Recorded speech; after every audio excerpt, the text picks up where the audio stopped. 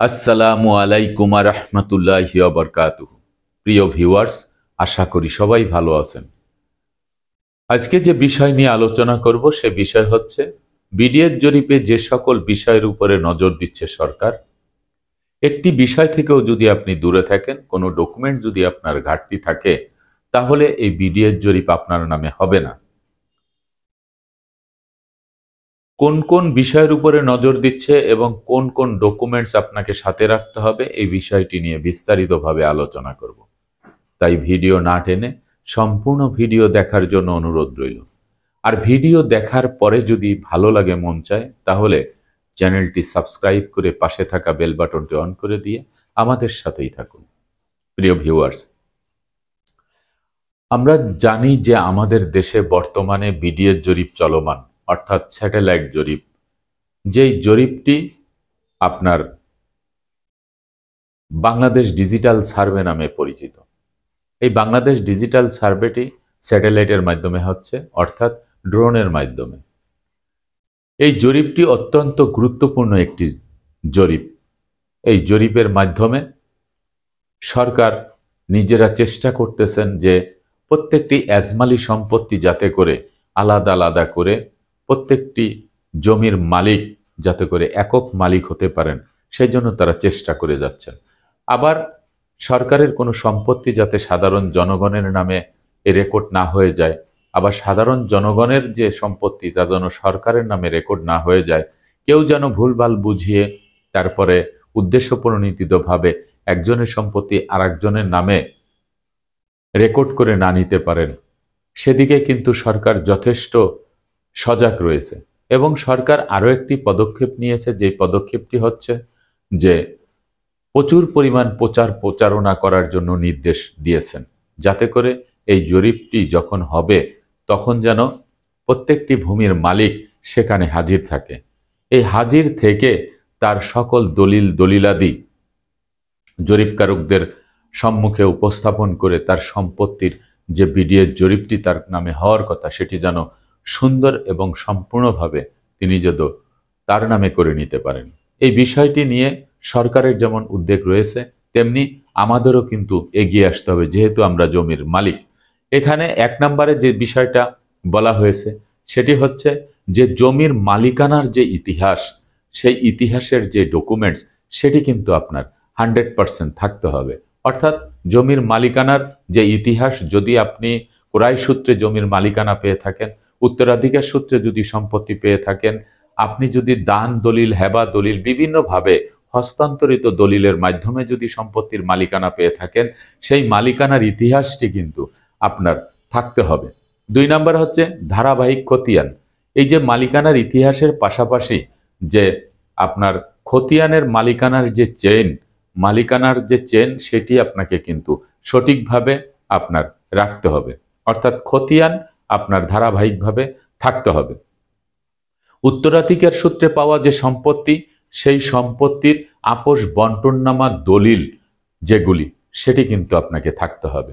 পূর্বে যারা আপোষ বন্টননামা ছাড়া যারা সম্পত্তি ভোগ দখলে দীর্ঘ বছর আছেন, তাদের ব্যক্তি নামে যদি নামজারি করা থাকে এবং তাদের যদি সেই সম্পত্তি নিজেদের নামে রেকর্ড হয়ে থাকে, সেটা ভিন্ন কথা। কিন্তু বর্তমানে যে সকল সম্পত্তি নিয়ে আপনারা একক মালিকানা অর্জন করতে চাচ্ছেন, নিজ নামে আপনারা বিডিএর জরিপটি করতে চাচ্ছেন ভাগ ভাগ করে, সেই ক্ষেত্রে আপনাদের আপোষ বন্টননামা দলিলটি কিন্তু 100% লাগবে। তারপরে হচ্ছে আপনার সরকারের যে প্রাপ্তি, যে জরিপের মাধ্যমে যে সরকার যে প্রাপ্তিটি আদায় করে থাকেন, সেটি হচ্ছে খাজনা বা ভূমি উন্নয়ন কর। এই ভূমি উন্নয়ন কর যেটি, সেই ভূমি উন্নয়ন কর পরিশোধের যে রসিদ, অর্থাৎ আমরা ডিসিআরও বলে থাকি, খাজনা রসিদও বলে থাকি, সেই খাজনার রসিদটিও কিন্তু আপনার 100% আপনাকে কিন্তু হাজির রাখতে হবে। তারপরে আপনার যে সম্পত্তির আপনি যে মালিকানা পেয়েছেন, আপনি যে একক মালিকানা অর্জন করেছেন, সেটি সাব রেজিস্ট্রার অফিস থেকেও যদি আপনি দলিলমূলে মালিক হয়ে থাকেন, তাহলে আপনার নামে ভূমি অফিসে নামজারি করে আপনার যে একক মালিকানা অর্জনের যে খতিয়ানটি, নামজারি খতিয়ান, সেই নামজারি খতিয়ানটি কিন্তু আপনার 100% আপনার কিন্তু থাকতে হবে। তারপরে হচ্ছে জমি আপনার দখলে আছে কিনা।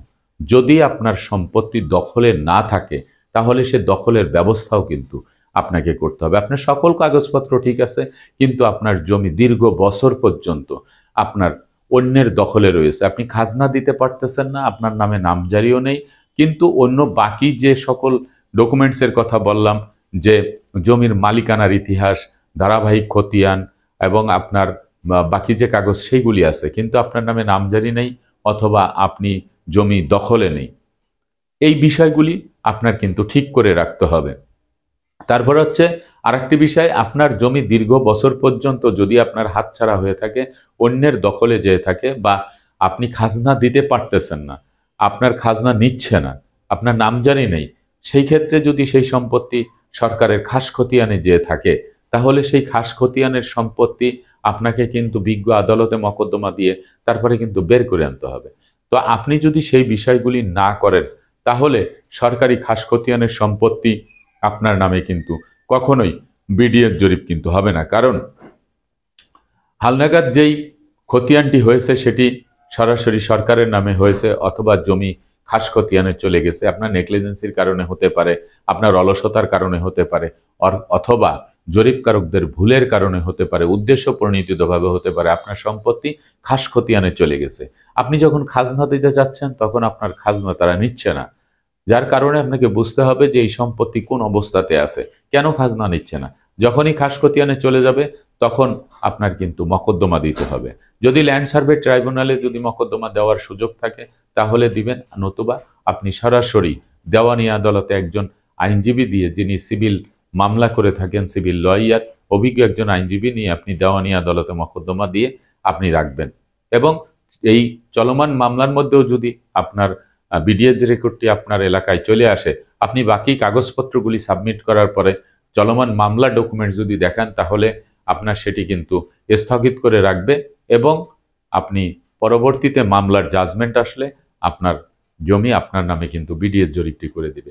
এই যে আমি যে কয়টা পয়েন্টের কথা বললাম, এই কয়টা পয়েন্ট কিন্তু আপনাদের সবার মনে রাখতে হবে।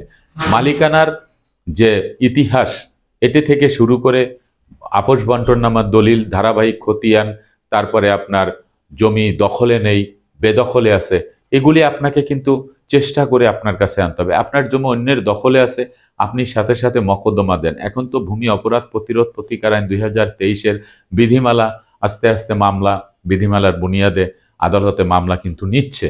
তো যেহেতু নিচ্ছে, আপনি কিন্তু মামলা দিয়ে রাখতে পারেন। এই মামলা দিয়ে রাখলে মামলার কাগজটিও যখন আপনি সাবমিট করবেন তখনও কিন্তু আপনার এই বিডিএস জরিপটি হয়ে যাবে, তবে স্থগিত থাকবে অতটুকু যে মামলার জাজমেন্ট আপনার পক্ষে আসলে আপনার নামে করে দিবে। এই কাগজপত্রগুলি যখন আপনার পরিপাটি থাকবে না, একটি কাগজও যদি ঘাটতি থাকে, তখন কিন্তু এই বিডিএস জরিপটি আপনার নামে করানো কিন্তু একটি দুরূহ ব্যাপার হয়ে যাবে। আগের মতন সেরকম কোনো সুবিধা পাবেন না, আগের মতন কোনো সুযোগ থাকবে না যে আপনারা দালাল বা বিভিন্ন চক্রের মাধ্যমে এটি করাই নিতে পারবেন, এরকম কোনো সুযোগ কিন্তু থাকছে না। যার কারণে সঠিকভাবে সঠিক নিয়মে এই স্যাটেলাইট জরিপটি হচ্ছে, যার ফলে সবাইকে এগিয়ে আসতে হবে যাতে করে এই জরিপটি আপনাদের নিজেদের নামে করে নিতে পারেন। এই প্রত্যাশায় আজকের মতো ভিডিওটি এখানে শেষ করছি। আগামীতে দেখা হবে অন্য কোনো ভিডিও নিয়ে। সে পর্যন্ত সবাই ভালো থাকবেন, সুস্থ থাকবেন, আর আমার জন্য দোয়া করবেন। আল্লাহ হাফেজ।